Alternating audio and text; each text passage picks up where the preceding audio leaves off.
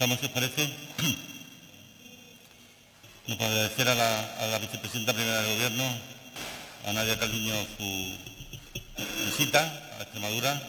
La teníamos programada para hace algunas semanas y por las múltiples dedicaciones en las que ha estado y en las que está metida en los últimos meses, pues no queríamos dejar pasar más tiempo sin hacerla para tener la oportunidad de hablar. Ella es conocedora, obviamente, de primera mano de cuáles son nuestros afanes, nuestras realidades y, por tanto, la necesidad que tenemos para sacar a Extremadura de todas sus dificultades, pues de conseguir entre todos pues, la llegada de empleo de más nivel, de más calidad, de mejores salarios, y eso se llama industria, se llama construcción, se llama tecnología, se llama energía renovable, eso se llama agenda digital, y para ello pues contamos con distintos instrumentos. Uno de ellos, el mecanismo de recuperación y resiliencia, y ahí quiero decir pues que de lo que vamos conociendo hasta ahora, que son ya una parte importante de esos fondos, sobre todo los que se deciden por conferencia sectorial y que van distribuidos al conjunto de las comunidades autónomas, pues ya tenemos una cuantía de 722,6 millones de euros destinada a Extremadura, que es una cuantía muy por encima del 2,3 que representamos en población, y en algunos de estos fondos distribuidos por las distintas consejerías, incluso que están por encima del 5, pero de media alrededor del 4, y eso significa por parte del Gobierno español un verdadero esfuerzo que yo quiero agradecer, ¿no? Las cosas en mitad de las turbulencias que nos están tocando vivir, llámese de pandemias o conflictos bélicos, han ido en el ámbito del empleo razonablemente bien en los últimos tiempos para Extremadura. Solo por dar un dato, en estos momentos, a fecha de hoy, respecto al año anterior hay 16.613 parados menos y 16.068 ocupados más, ¿no? Y eso es la consecuencia, pues yo creo, de un razonable crecimiento económico. Que hay muchos más titulados medios y superiores, y como consecuencia de eso hay más ocupados nuevos que son titulados medios y superiores. Y luego, si algo hay que destacar también, creo, y es una consecuencia directa de la reforma laboral, es que somos la segunda comunidad autónoma con mayor incremento del número de contratos indefinidos, ¿no?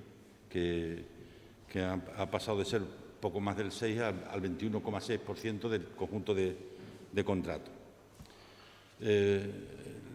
Hemos estado hablando mucho rato con la vicepresidenta de lo relativo a los perfiles de los trabajadores y trabajadoras.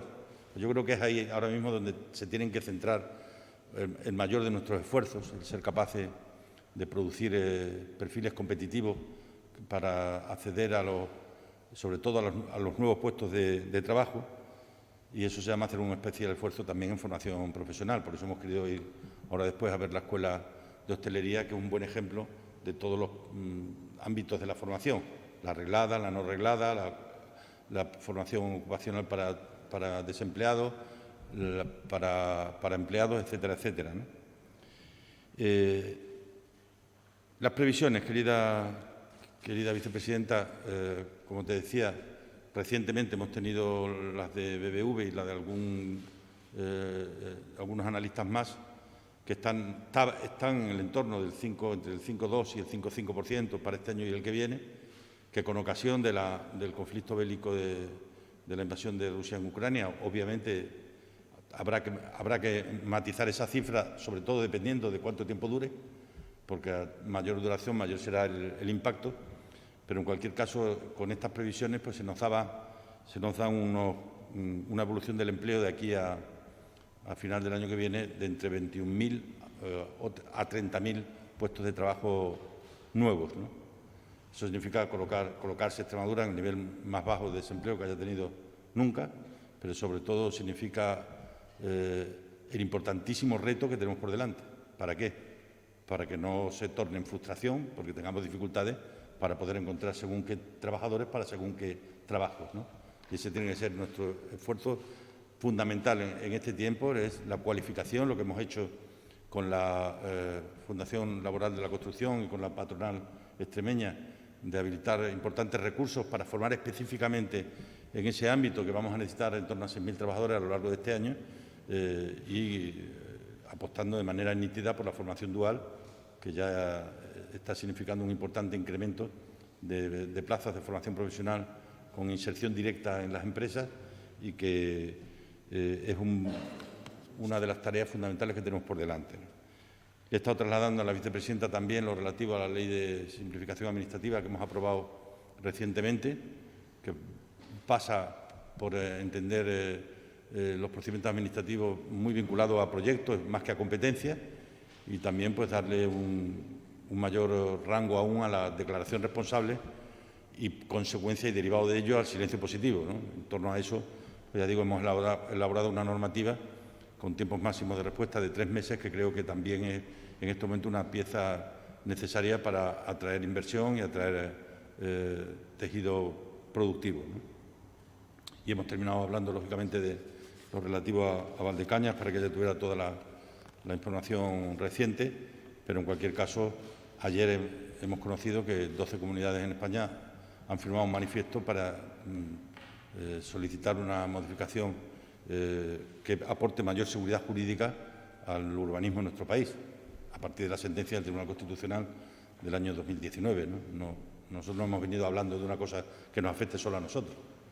Esa sentencia afecta al conjunto del país y, como tal, tenemos que abordarlo para que la recuperación pueda llegar a todos los territorios y, desde luego, sin abdicar ni un ápice de la defensa de la sostenibilidad, sin abdicar ni un ápice de lo que significa y representa el medio ambiente, la protección del planeta y la deuda que tenemos pendiente con las generaciones que vienen detrás. Obviamente tenemos que ser capaces de armonizar el desarrollo y la sostenibilidad en nuestro territorio y en el conjunto de nuestro país, ¿no? Nada más agradecerte, querida vicepresidenta, tu presencia aquí. Como siempre suelo decir, estamos para pedir lo que nos corresponde y para aportar lo que España necesite de nosotros. Y en ese escenario, esa sociedad que a mí me gusta de derechos y deberes, que es donde se consiguen las sociedades más prósperas, cuando uno es consciente de lo que le corresponde, pero también lo que tiene que aportar para que le pueda corresponder también a los demás, ¿no? En ese escenario de proyectos colectivos tan poco en uso en estos tiempos, en los que estamos avanzando peligrosamente hacia el individualismo del conjunto de la sociedad, en ese escenario pues siempre podéis contar con Extremadura para aquello que España necesite de nosotros, de la misma manera que nosotros sabemos que podemos contar con vosotros. Muchas gracias. Bueno, muchas gracias, querido presidente, por la acogida tan cariñosa y tan productiva. Aquí en Mérida es un verdadero placer haber finalmente podido tener este encuentro, que hemos tenido que ir reagendando en varias ocasiones. Esta es una tierra a la que le tengo un cariño especial y además me alegra ver el alineamiento total de las prioridades, de los objetivos entre el Gobierno de Extremadura y el Gobierno de España. Y luego ver también cómo se van logrando los objetivos sobre el terreno, cómo se van viendo y concretando los proyectos que pueden suponer un aprovechamiento pleno de las oportunidades que suponen los fondos europeos y el plan de recuperación. Este es uno de los temas fundamentales, como decía el presidente Fernández Vara, que hemos hablado en una jornada muy intensa de trabajo. Empezó con una entrevista, ahora la reunión con el presidente de la comunidad, vamos a tener una reunión con los agentes sociales, vamos a visitar la Escuela de Hostelería y Agroturismo. Es muy satisfactorio también haber podido encontrar un hueco para vernos con los estudiantes y ver un tema absolutamente fundamental, como muy bien señalaba el presidente, la formación, la recualificación y el aumento de la calidad de los empleos es clave si queremos mejorar la calidad de vida de nuestros ciudadanos. Y, por tanto, terminaremos la jornada también con un encuentro con los empresarios de esta comunidad autónoma para conocer de primera mano sus inquietudes, informarles sobre el despliegue de las inversiones del plan de recuperación y, en definitiva, todos los pasos que se están dando para tratar de dar más y mejores oportunidades a las empresas y también a los ciudadanos, con una atención muy especial para nuestros jóvenes. Extremadura es una comunidad autónoma con múltiples sectores muy competitivos, que combinan la economía más tradicional con los más avanzados, que tiene un gran potencial de crecimiento si aprovechamos plenamente las oportunidades de esta nueva economía verde y digital, y por eso decía que hay un alineamiento total con respecto a las prioridades planteadas por el presidente de la Junta. Ya se han transferido más de 700 millones de euros, se están gestionando en esta comunidad y tengo que dar la enhorabuena a la Junta de Extremadura porque ya se han lanzado 30 convocatorias de subvenciones y licitaciones en las que ya están participando pues, más de 200 personas y empresas de la comunidad. Más o menos 493 millones están siendo gestionados directamente por la Junta y tengo que decir que la concentración es clara en proyectos de sostenibilidad verde que van desde restauración de ecosistemas, mejora de los sistemas de saneamiento y depuración, movilidad sostenible, implantación de zonas de bajas emisiones, así como digitalización, políticas activas de empleo, protección social, en definitiva, esas prioridades que yo creo tenemos todos claro que tienen que ser las que nos guíen.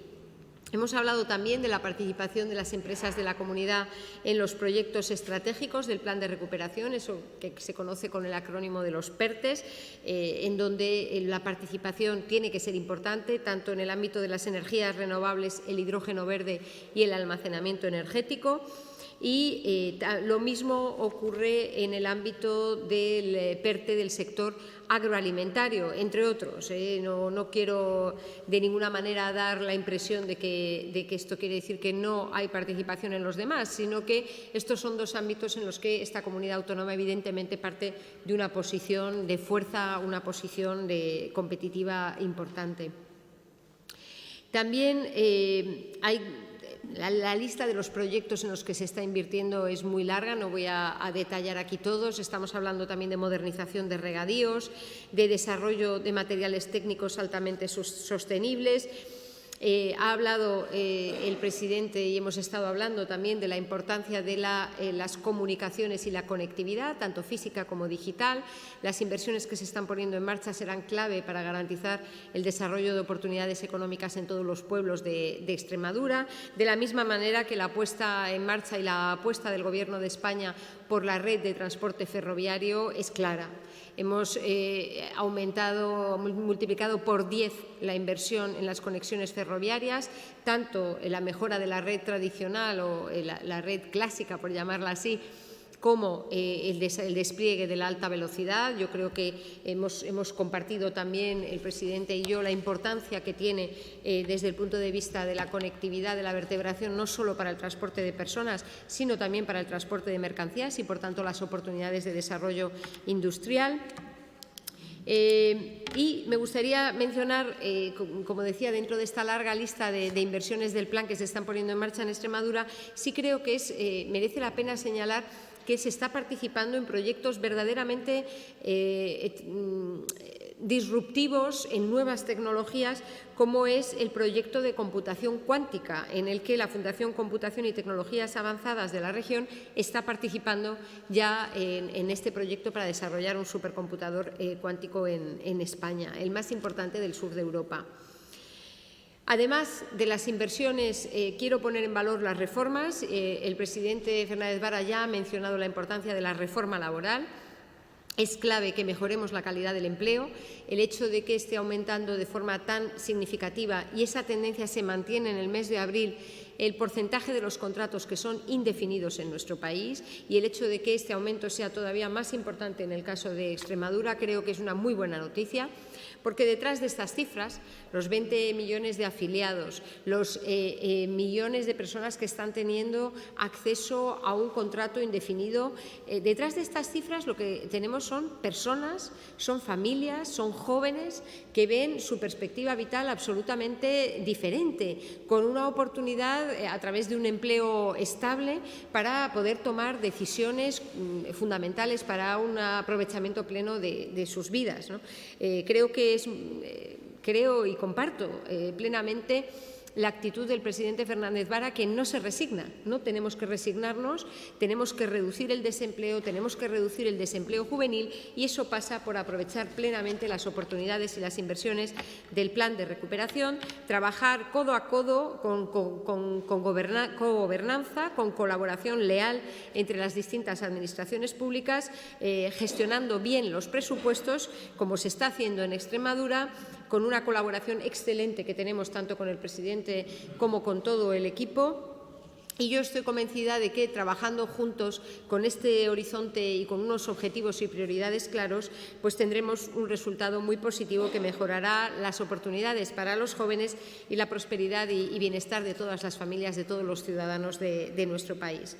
No quiero terminar sin enviar desde aquí, aprovechar esta oportunidad para enviar un mensaje de cariño a los familiares, a los vecinos, a los amigos de la joven que ha fallecido recientemente, en el más reciente caso que tenemos de violencia de género, y compartir con todos los extremeños y extremeñas el sentimiento de desazón, de pena, el sentimiento también de profunda tristeza y, por qué no decirlo, también de frustración ante una lacra como la de la violencia de género en nuestro país, y también un sentimiento de preocupación, porque creo que la lucha contra la violencia de género requiere de una acción responsable por parte de todos, de los ciudadanos, del ámbito de la educación, de los medios de comunicación, de las redes sociales y también de los partidos políticos. Y creo que es muy preocupante que haya determinados partidos políticos que están trivializando, tratando a la ligera y sin la responsabilidad, sin la seriedad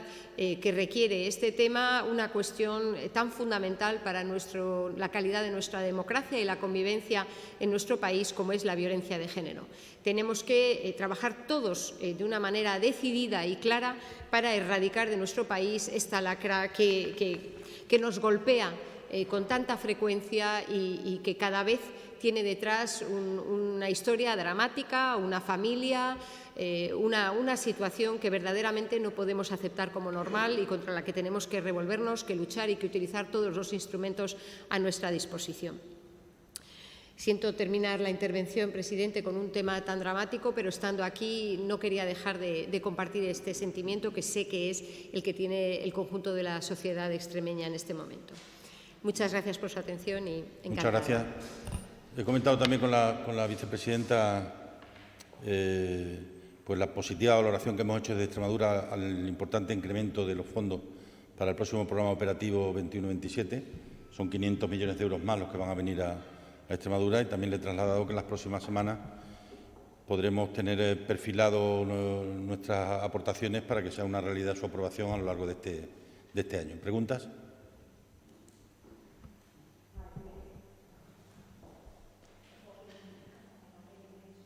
Sí, Blanca Terry, Informativos Telecinco. Le quería preguntar al señor Fernández Vara y a la señora Calviño por la propuesta del señor Feijóo de que gobierne la lista más votada para apartar a Vox, Podemos, independentistas y a Bildu de cualquier pacto de gobierno en las elecciones municipales y autonómicas.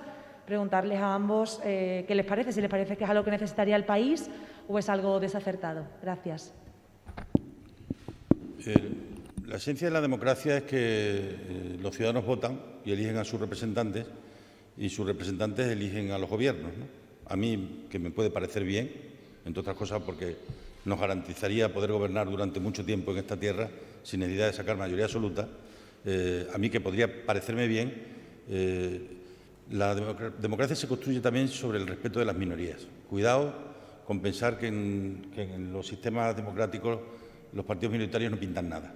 Porque otra cosa es que a mí no me parezca bueno para el país, que haya un troceamiento de la representatividad y que el Congreso de los Diputados se haya convertido en el Senado, y el Senado no sabemos en qué puede haberse convertido, porque la representación territorial ya está en el Congreso, pero algo que ya digo que a mí me podría parecer bien, entre otras cosas porque me vendría muy bien que eso fuera así, pues somos además la lista más votada en casi todos los ayuntamientos, con los cuales tendríamos más alcaldes de los que tenemos ahora, pero cuidado con pensar que la representatividad solo la tienen los grandes partidos, porque eso hoy dejaría a millones de ciudadanos sin tener posibilidad de representación ninguna en las instituciones.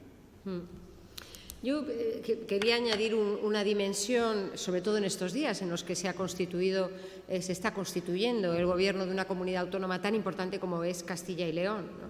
Yo creo que cada uno tiene que asumir su propia responsabilidad. El Partido Socialista tendió la mano, estuvo dispuesto a ayudar a la gobernabilidad de esta comunidad autónoma. Esa conversación duró exactamente 5 minutos, porque yo creo que el Partido Popular ya tenía claro que iba a gobernar con Vox. Y es una gran preocupación, creo, para una buena parte de la población española ver que un partido que tiene una ideología y que tiene un discurso que, entre otras cosas, trivializa la violencia de género, que este partido está entrando en las instituciones, que está entrando, además, en instituciones que quiere destruir. El discurso es claro con respecto a acabar con la España de las autonomías, es decir, acabar con el régimen que nos hemos dado con nuestra Constitución, pero de una manera parece que perfectamente compatible con entrar en esas mismas instituciones. Creo que es un tema que nos preocupa y, desde luego, desde el Gobierno de España vamos a seguir tratando de proteger, no tratando, sino protegiendo y garantizando el pleno respeto y la protección de los derechos constitucionales, de nuestros derechos fundamentales. Creo que este es un ámbito en el que no podemos dar ni un paso atrás. Buenos días. Juanjo Cuéllar, de La Sexta, para la vicepresidenta. Una pregunta también del señor Feijóo. Hay otra propuesta, en este caso para solicitar a la Unión Europea la rebaja del IVA al 4% en la luz y el gas. ¿Qué le parece? Gracias. Bueno, este es un ámbito en el que también creo que cada uno tiene que asumir su propia responsabilidad y, sobre todo, tratar de ser coherente con sus propias decisiones. El Partido Popular no votó a favor del Real Decreto Ley en el que bajamos el IVA de la electricidad desde el 21 al 10%. Creo que no tengo nada más que decir, ¿no? ¿Qué tal? Buenos días. Para ambos, Fabián Vázquez, de la cadena COPE, me gustaría una valoración de ambos del dato del IPC que hemos conocido hoy. Se ha confirmado a nivel nacional el 9,8% del IPC adelantado. En Extremadura se ha incrementado al 10,3%, es decir, ya estamos en las 2 cifras de la inflación. Una valoración al respecto. Gracias. ¿Empiezo yo? Efectivamente, hemos conocido hoy, se ha confirmado hoy el avance que ya había publicado el Instituto Nacional de Estadística de la inflación en el mes de marzo. Se trata de unos niveles de inflación inaceptables y tenemos que hacer todo lo posible, como estamos haciendo desde el Gobierno de España, para que cuanto antes iniciemos la senda del descenso. La causa principal de este repunte de los precios es la energía. Y por eso estamos poniendo en marcha medidas decididas, tanto a nivel nacional como europeo, para rebajar el precio de la electricidad, para rebajar también el precio de los carburantes, con esa rebaja de 20 céntimos en el momento de repostaje de los vehículos, con esa rebaja de los impuestos, de los cargos, de los peajes del sistema eléctrico y con esa intensa negociación en marcha con las instituciones europeas para poder bajar el precio de la electricidad en los mercados mayoristas y, por tanto, cuanto antes tener también una rebaja de la factura de la luz de las familias y de las empresas españolas. Estamos trabajando intensamente porque claramente ese tiene que ser nuestro objetivo prioritario, que cuanto antes empiece a bajar el coste de la energía y, por tanto, empiece a bajar el índice de precios al consumo. Sí, yo espero que efectivamente las medidas que se han tomado, puesto que muchas de ellas tienen un claro impacto en lo que son los 2 o 3 elementos claves del incremento de los precios y que empiecen a dar soluciones y que en el segundo semestre del año se corrija una parte importante del crecimiento que está habiendo en estos momentos, que creo que es consecuencia de una anomalía desarrollada a partir del momento en el que los precios de la energía y de los hidrocarburos han subido de manera tan espectacular, ¿no? Vicepresidenta, ¿suena? Sí. Antonio Hidalgo, de Televisión Española de Extremadura. Incidiendo en lo que le comentaba Juanjo, mi compañero, sé que hace 2 o 3 días en el Diario de Mallorca valoraba la propuesta que le hizo el pasado jueves Alberto Núñez Feijóo al presidente del Gobierno sobre la postura del PP respecto a una bajada general de impuestos y, en concreto, también del IRPF. Me gustaría que me hiciera una reflexión, vicepresidenta. Mire, yo creo que los ciudadanos saben perfectamente que una bajada generalizada de impuestos antes o después quiere decir recortes en los servicios públicos. Y si algo hemos aprendido en estos últimos 2 años es que tenemos que reforzar nuestros servicios públicos, que es fundamental tener un sistema sanitario público de calidad, un sistema educativo de primera clase. Eso es lo que quieren los ciudadanos españoles y eso es lo que tenemos que proteger con una buena gestión de los recursos públicos, apostando por la inversión, consiguiendo, como ha hecho el presidente del Gobierno, los fondos europeos para poder abordar un proceso de modernización en clave verde y digital de nuestro país, impulsando el empleo de calidad y mejorando la calidad de vida de los ciudadanos. Y creo que este mensaje es todavía más importante en comunidades autónomas como la de Castilla y León. Es una comunidad que se caracteriza precisamente por la falta de jóvenes, por la despoblación, por la dispersión, y esto supone una necesidad de inversión importante en servicios públicos para que todos los ciudadanos en todos los pueblos de España tengan acceso a la sanidad, a la educación, a las oportunidades profesionales y oportunidades de vida. Así que este tipo de mensajes que hablan de bajada generalizada de impuestos y que, por tanto, hablan antes o después de recorte de servicios públicos, me parece que no se corresponde con lo que los ciudadanos españoles quieren y merecen. Sí, yo solo matizar, Antonio, y rebotar lo que ha dicho la vicepresidenta, pero esto es muy sencillo. Aquí sabemos lo que ocurrió. Cuando gobernando el PP decía que bajaba los impuestos, ya sabemos lo que ocurrió, que lo subió, pero además ya sabemos lo que ocurrió, que se cerraron servicios, ¿no? Y luego esto de las listas más votadas está muy bien, pero cuando tiene una cierta tradición que te invita a pensar que lo dicen en serio, ¿no? En Badajoz hubo una lista más votada y se intentó hacer todo lo posible, el resto de los que no habían ganado las elecciones, para que la lista más votada no gobernara. Por eso yo cada día soy más partidario de ver lo que uno hace y no lo que uno dice. Me gustaría, querría enfatizar, creo que el presidente ha dado verdaderamente en el clavo al decir que yo creo que lo que genera confianza en los ciudadanos es tener un gobierno y tener representantes públicos que hacen lo que dicen y que cumplen sus compromisos y que actúan de manera coherente ante las distintas situaciones que se puedan producir en nuestro país. Esto es importante cuando hablamos de la coherencia en las decisiones políticas con respecto a los gobiernos autonómicos, gobiernos locales o el propio Gobierno de España. Pero lo mismo sucede con las decisiones económicas. Quiero poner en valor el hecho de que hemos tenido los datos de Eurostat que confirman que el precio de la electricidad en nuestro país se mantuvo constante el año pasado con respecto a 2018, teniendo en cuenta la evolución de la inflación. Este fue un compromiso claro del presidente Sánchez. Tomamos las medidas necesarias para que se cumpliera este compromiso y hoy la propia Autoridad Estadística Europea, Eurostat, confirma que así fue. El nuestro es un gobierno que cumple lo que dice, que hace lo que dice también, que cumple sus compromisos y, en definitiva, que trabaja siempre buscando la protección y la defensa del bienestar general, que yo creo que es para lo que estamos en estos puestos, ¿verdad, presidente? Sí, Juan Carlos Blasco, de Canal Extremadura Radio. Buenos días. Para la señora Calviño esta pregunta. ¿Tiene noticias de cuándo Bruselas podría aprobar o dar respuesta respecto a la excepcionalidad ibérica de la energía en cuanto al precio de la luz? Perdone, que no le he entendido. ¿Cuándo Bruselas aprobaría la propuesta de gas? Excepcionalidad directa, ha dicho. Ibérica, sí, perdón. Sí. Bueno, estamos trabajando muy intensamente. La vicepresidenta Rivera, en particular, está en constante contacto tanto con nuestros vecinos portugueses, nuestros vecinos del sistema ibérico, como con la Comisión Europea, con el fin de que cuanto antes tengamos la autorización correspondiente o el confort correspondiente para poner en marcha esta medida, que será clave para que, en definitiva, los ciudadanos españoles se puedan beneficiar del hecho de que durante buena parte de las horas del día la energía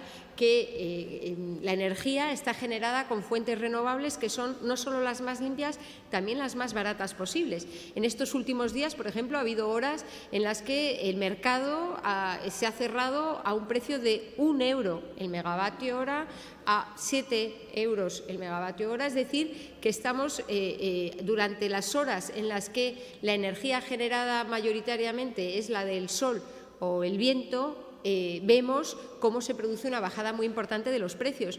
Y lo que tenemos que conseguir es que los ciudadanos españoles y los ciudadanos portugueses puedan beneficiarse de esta situación y no haya una sobreponderación del precio del gas y, en definitiva, que nuestro mercado se vea contaminado por la evolución de los precios de las materias primas en los mercados internacionales. Nuestro objetivo es que cuanto antes podamos establecer un tope máximo al precio en los mercados mayoristas que se transmitirá en la factura de la luz de las familias y de las empresas españolas y que nos permitirá, en definitiva, que el mercado ibérico responda a la estructura de la generación de nuestro país, un país en el que estas energías, las más limpias y baratas, tienen un peso muy importante.